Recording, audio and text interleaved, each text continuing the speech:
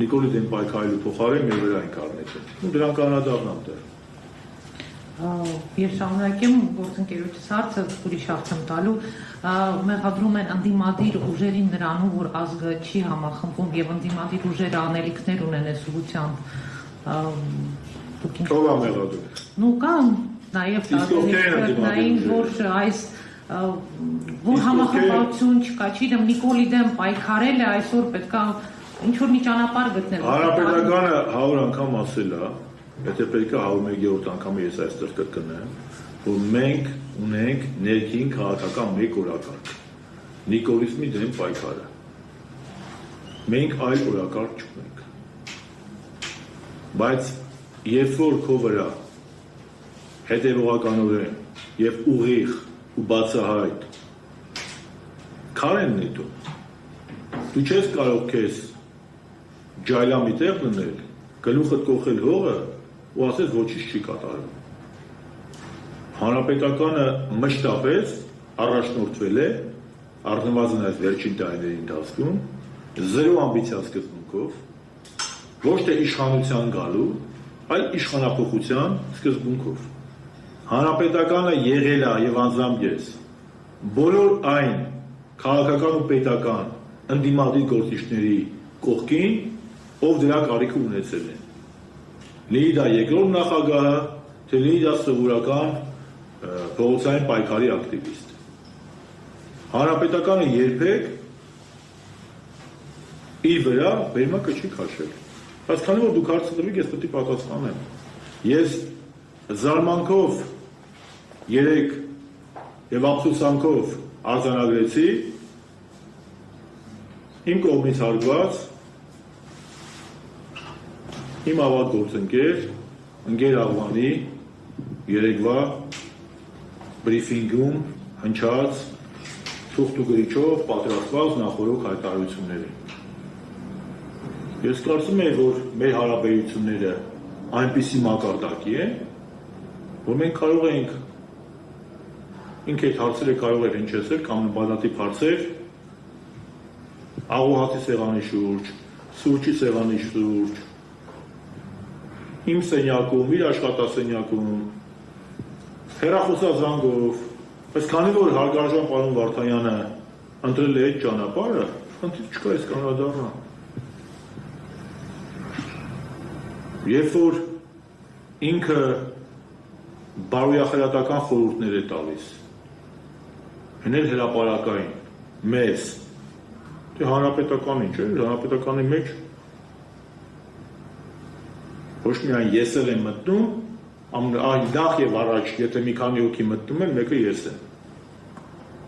Երբ որ խորհուրդ է տալիս բարոյախելատական, որ բարոյականությունը լավ բան է, հավատարմությունը լավ բան է, երախտապարտությունը լավ բան է, բայց մի մոռացեք սեփական դեմքը պահպանելու եւ սկզբունքայնության մասին, հետո էլ ակնարկում է այլ տիպի կախվածության մասին։ Հիմա երբ որ ինքը երեք այդ գրած թուղթը կարդում է բրիֆինգի ժամանակ, դա անձնական հավատարմության դրսևորում էր, սկզբունքայնության դրսևորում էր, հավատարմության դրսևորում էր, թե ինչ ինքն է ասում,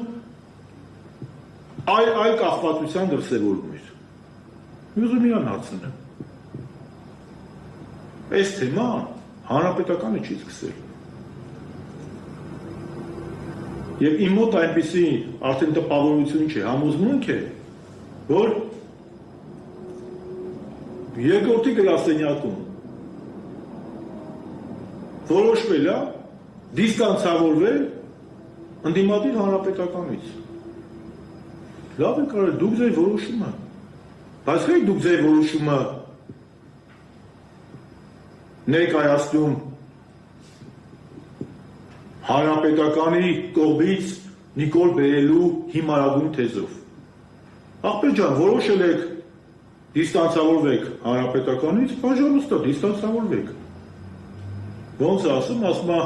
Ժամանակն է եկել տարանջատվելու։ Այդ երբեք միահյուսված եղել, որ մի հատ է տարանջատվենք։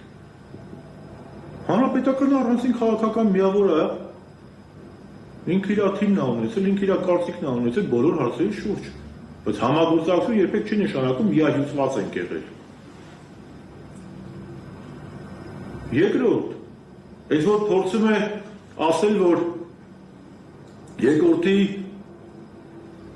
ասուլիսից հետո մեծ բան սկսվեց։ Կներեք, երբ որ երկրորդ նախագահը խոսեց, Հանրապետականի գործադիր անդամներից որևէ մեկը արձագանքել է,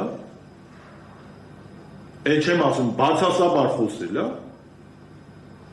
ինձ են հարց տվել 3 անգամ, ես ասում եմ, որ ինչպես ցանկացած քաղաքական ու պետական գործիչ, երկրորդ նախագահը իր գրասենյակով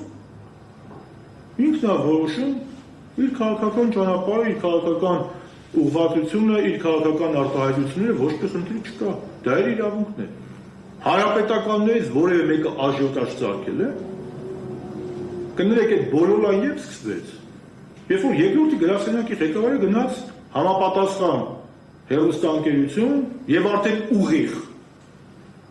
հնչեցրեց այն մեղադրանքները, որ 7 տարի շարունակ մենք ասում ենք, այս անբավարարական թեզը ով է մտցրել խաղի մեջ, իրանք ասում են մենք կապ չունենք։ Արդեն ուղիղ։ Ինչ պրիչոտ տուտ հանրապետականը։ Կամ որ փորձում է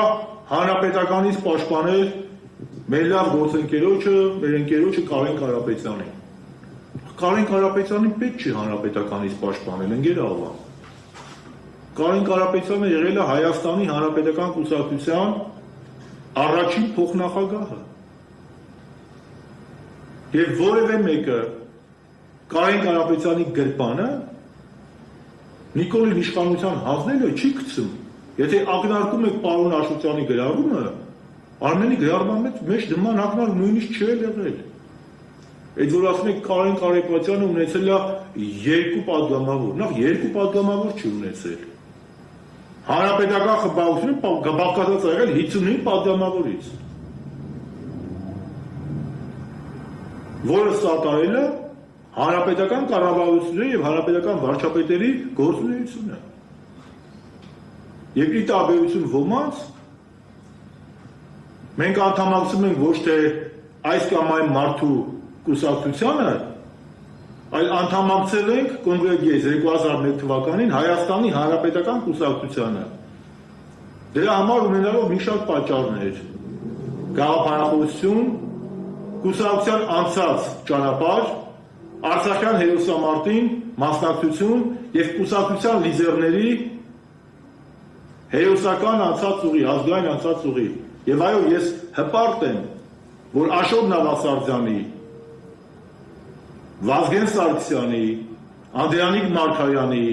եւ Սերժ Սարգսյանի ղեկավարած կուսակցության ներկայացուցիչն եմ, որովհետեւ յուրաքանչյուրը դրանցից ազգային ու պետական գործիչ է եղել, պայքարել է անկախության համար, Արցախի հայկականության համար եւ Հայաստանի անկախության հռչակագրի թեզերը պահպանության ու պաշտպանության համար։ Երբ է հանրապետականը որևէ մեկի գրպանը գցել։ Դուք մեզ ասում եք Սերժ, դու հանրապետականը հանձնել են իշխանություն Նիկոլ Փաշինյանին։ Մենք ասում ենք տղաների ջան, դուք թյուրիմացության մեջ եք։ Ապրիլի 23-ին, երբ որ Սերժ Սարգսյանը հրաժարական է տվել, դրանից հետո հանրապետականը որոշել մակայացրեք եւ ֆրակցիայում եւ գործադիր մարմնի նիստում, որ մայիսի 1-ին պետք է առաջադրի Կարեն Կարապետյանին։ Այդ հարավայր փաստը։ Պարզապես ինչ-ինչ պատճառներից ելնելով ես չեմ ուզում դրա մեջ մտնեմ։ Այդ առաջադրումը պարոն Կարապետյանն ինքը հրաժարվեց առաջադրվել։ Միգուցե այլևս վիճակը շատ վատ էր, այլևս անհնար էր որևէ բան փոխել։ Բայց մեղադրել հանրապետականին, ում դագաղներն են հանել, ում երեխաները եւ ընտանիքների վրա են հարձակվել,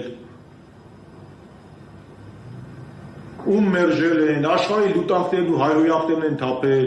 մեր սրբությունների վրա, մեղադեր, որ մենք բերել ենք Նիկոլին, դա միաձև ծրագրված օպերացիա ա եղել, դա անբարոյականության վերջին գագաթնակետն է։ Ու առհասարակ, ես վատ եմ զգում, որ Բաքվում գերիներ ունենք, 120,000 արցախցի բռնագաղթված ունենք, Հայաստանի թուրքական վիլայեթացման վտանգի առջև կանգնած, ես ստիպված եմ արձանագրել իմ գործընկերների թեզերին, որոնք բացի, ինչ ասեմ, ես կամով խոսում եմ սահմանադրությունից, երեք որ ինքը կարծեմ չէ, խոսում էր սահմանադրությունից, մենք ձեզ զգուշացնում ենք, երկրորդ նախագահը զգուշացնում էր սահմանադրության փոփոխության չգնալ։ Կներեք, այդ երեկվա ասուլիսի բրիֆինգ տվող մարդը, ինքը այն ժամանակ որ կուսակցության անդամ էր, Հայ հեղափոխական դաշնակցության, կարծեմ լայվ ֆրակցիայի քարտուղարն էր, Հայ հեղափոխական դաշնակցության ծրագրում, ինչպիսի կառավարման մոդել է գերված, պարլամենտական, 15 թվականի պարլամենտական սահմանադրական փոփոխություններին ու պարլամենտական համակարգի անցմանը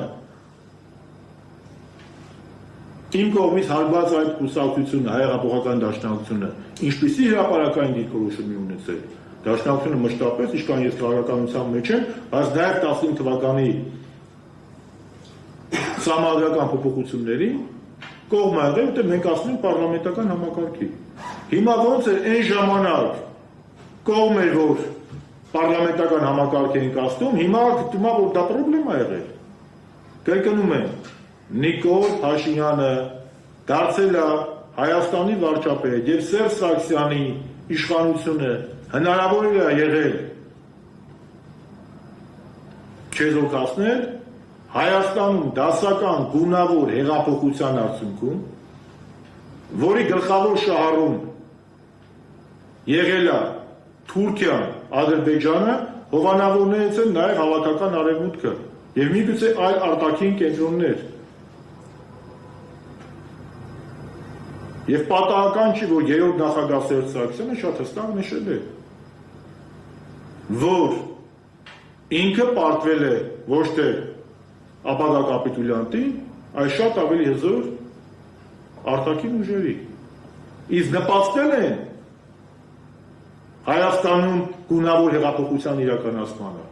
Բոլոր այն քաղաքական դերակատարները, կրկնում են, քաղաքական դերակատարները, խոսքի չի գնում հասարակ քաղաքացիների մեջ, ես մեր ժողովրդի ոչ մի խնդիր չունեմ։ Ժողովուրդը կարող է թույլտվության մեջ մտնել, ժողովրդին կարող է մանիպուլացնել, ժողովուրդը ստեղ կապ չունի։ Այն քաղաքական դերակատարներն են նպաստել, ովքեր 10 տարի շարունակ դեմոնիզացրել են Հանրապետականին ու Սերժ Սարգսյանին, կեղծիք ու ստեր են տարածել Հանրապետականի մասին, էլ կազինոների, էլ չգիտես ինչքան սուտ ասես տարածել են, եւ բոլոր ոչ բարոյական միջոցներով ցեխ են շպրտել մեր վրա։ Եվ ապրիլի 23-ին էլ 18 թվականի շամպայն էին պայթեցնում եւ հիացմունքի մեջ էին, երբ որ Սերժ Սարգսյանը հրաժարական տվեց։ Նենց որ պետք չի ձեր կերած բողկերը գցեք մեր գրպանը։ Ինչ վերաբերում է Հանրապետականի արդյունավետ կառավարմանը, Հանրապետականը երբեք չի խոսել, որ ինքը անսխալական է։ Ավելին, 2018 թվականի հունիսին Զեյ Խոնարհցարան պարլամենտում հունիսի 11-ին հրապարակային ներողություն է խնդրել մեր գործած սխալների համար։ 21 թվականի դեկտեմբերի 17-ի համագումարում Հանրապետականի առաջնորդ Սերժ Սարգսյանը իր ծավալուն ելույթի մի լուրջ հատված նվիրել է Հանրապետականի թերացումներին սխալներին։ Բայց թող քարնետի Հանրապետականի վրա նա, ով որ սխալ չի գործել։ Եվ վերջում, եթե ոմանք տարապում են անսխալականության բարդույթով, իսեր Աստծո, մենք որպես քրիստոնեական հասարակության ներկայացուցիչներ եւ որպես քրիստոնեական արժեքների կրողներ, շատ լավ գիտենք, որ մարդը սխալական է։ Սխալներ գործելը կատաստրոֆա չի, սխալ ապրելն է կատաստրոֆա։